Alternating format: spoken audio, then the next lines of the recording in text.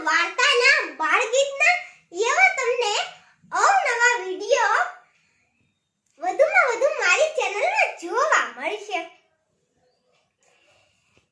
વાર્તાનું નામ છે વૃક્ષરાજ અને પક્ષીરાજ.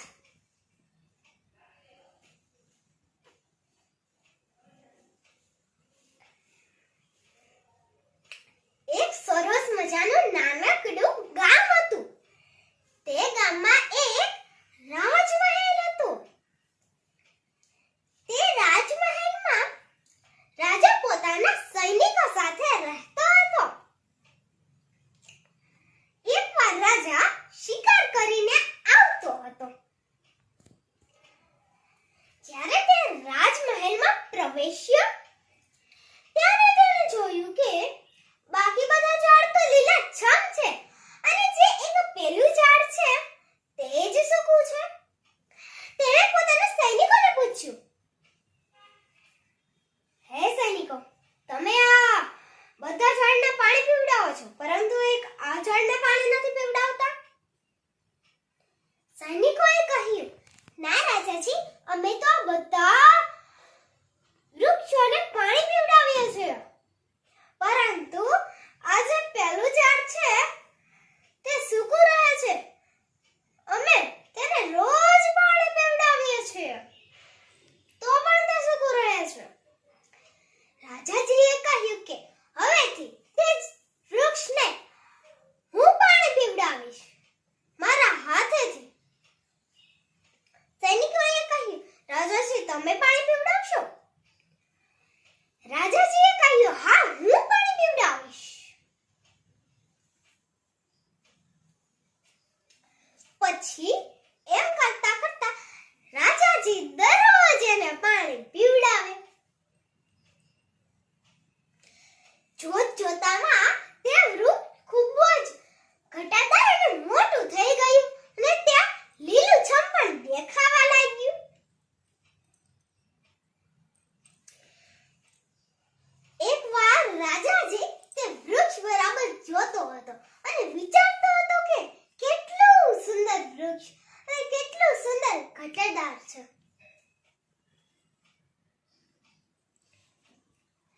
રાજાજી જ્યારે જઈ રહ્યો હતો ત્યારે તેને પાછળથી કંઈક અવાજ સંભળાયો. હે રાજનુ, ઊભો રહે, ઊભો રહે. રાજાજીએ પાછળ ફરીને જોયું તો તેને તે અવાજ સંભળાયો પણ પાછળ તો કોઈ ન હતું. રાજાજી તે વૃક્ષ પાસે ગયો. વૃક્ષે કહ્યું, હું બોલું છું. રાજાજી તો વિચારમાં પડી ગયો કે વૃક્ષ કોઈ દી બોલે. વૃક્ષે કહ્યું, રાજા, તે મને પાણી પીવડાવ્યું છે એટલા માટે હું તારાથી ખૂબ જ પ્રસન્ન છું.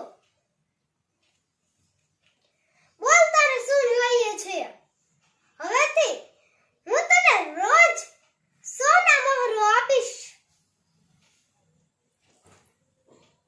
વૃક્ષે કહ્યું. પછી રાજાજીએ તો વિચારમાં પડી ગયું અને તે મનોમનથી હરખાવા લાગ્યું.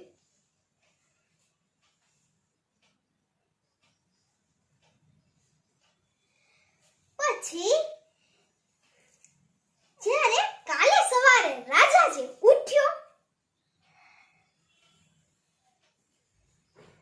ત્યારે તેણે જોયું તો જે પેલું વૃક્ષ ઘટાદાર હતું ને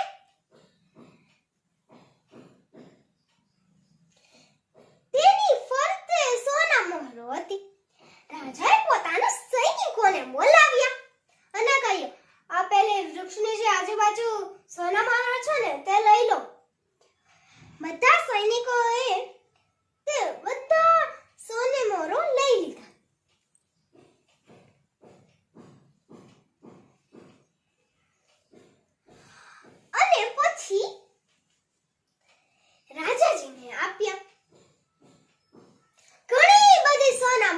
હતી.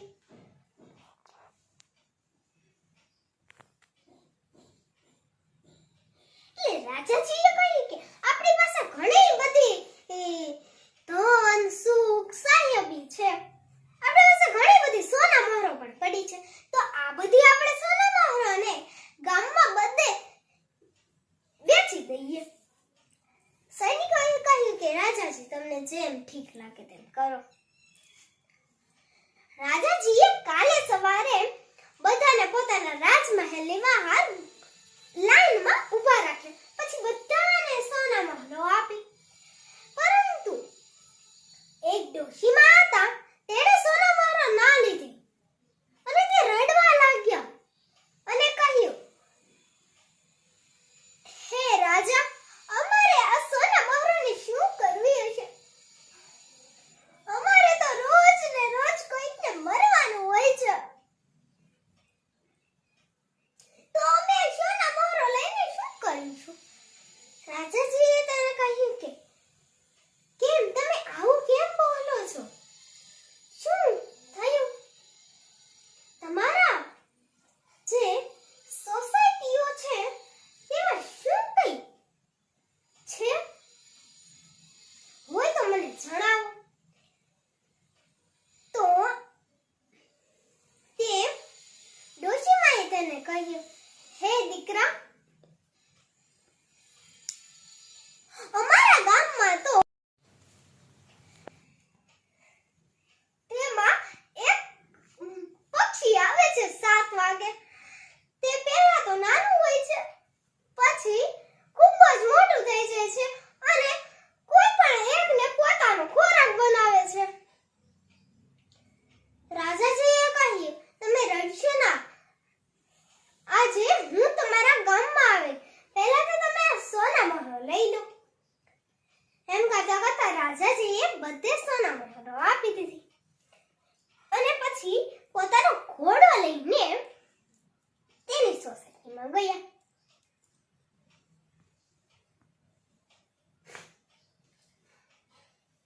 ત્યારે તે દાદીમાના ઘરે ગયા અને કહ્યું, ક્યાં છે તે પક્ષી? દાદીમાએ કહ્યું કે મેં તને દીકરા કહ્યું તો હતું કે તે 7 વાગે આવે છે. રાજાજીએ કહ્યું, વાંધો નહીં. પછી 7 વાગ્યા ત્યાં તો તે પક્ષી આવ્યું. તે પહેલા તો ખૂબ જ નાનું હતું અને પછી ખૂબ મોટું થઈ ગયું.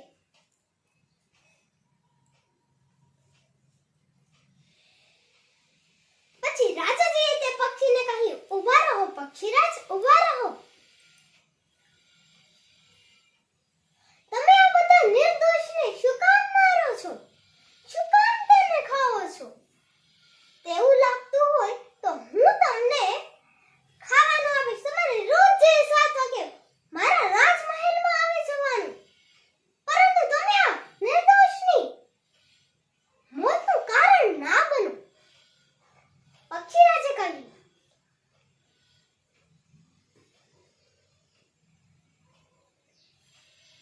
કે